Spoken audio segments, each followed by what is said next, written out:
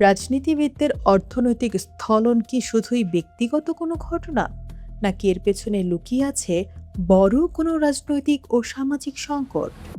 প্রফুমো কেলেঙ্কারি থেকে মনিকা লিউনস্কি, ইতিহাসের চাকা ঘুরে কেন বারে বারে একই জায়গায় এসে আটকে যায়?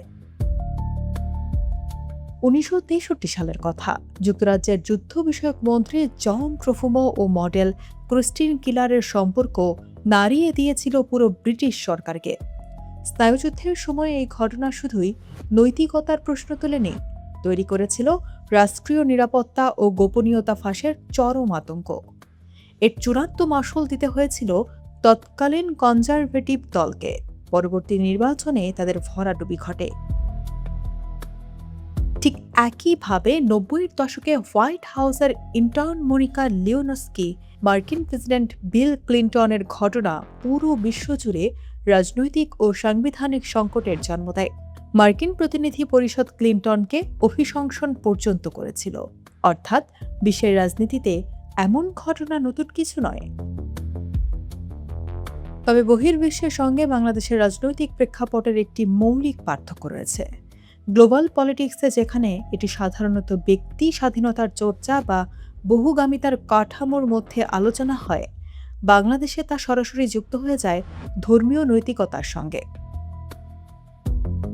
সম্প্রতি দেশে কিছু রাজনৈতিক ও ধর্মীয় নেতৃত্বের ব্যক্তিগত মুহূর্তের অডিও ভিডিও সামাজিক যোগাযোগ মাধ্যমে ছড়িয়ে পড়ার পর বিষয়টি আবার আলোচনায় এসেছে।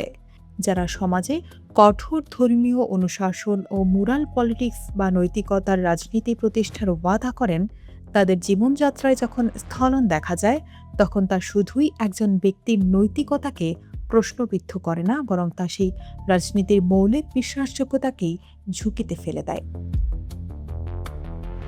সমাজ বিজ্ঞানের দৃষ্টিকোণ থেকে দেখলে একে বলা যায় মোরাল পলিটিক্স এর দ্বিমুখী সংকট। স্ট্যানলি কোহেনের মতে, অনেক সময় রাজনীতিতে এক ধরনের নৈতিক আতঙ্ক তৈরি করা হয়, যেখানে নির্দিষ্ট পোশাক, আচরণ বা সম্পর্ককে সমাজের জন্য হুমকি হিসেবে দেখানো হয়।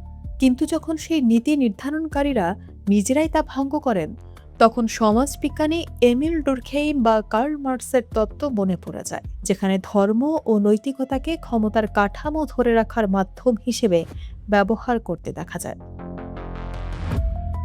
একজন রাজনৈতিক নেতাকে যখন ধর্মীয় প্রচারকের বাইরে গিয়ে একজন সাধারণ মানুষ হিসেবে বিবেচনা করা হয়, তখন বোঝা যায় সমাজে ব্যক্তি স্বাধীনতা ও সিদ্ধান্ত গ্রহণের ইচ্ছার একটি সুপ্ত চাপ রয়েছে।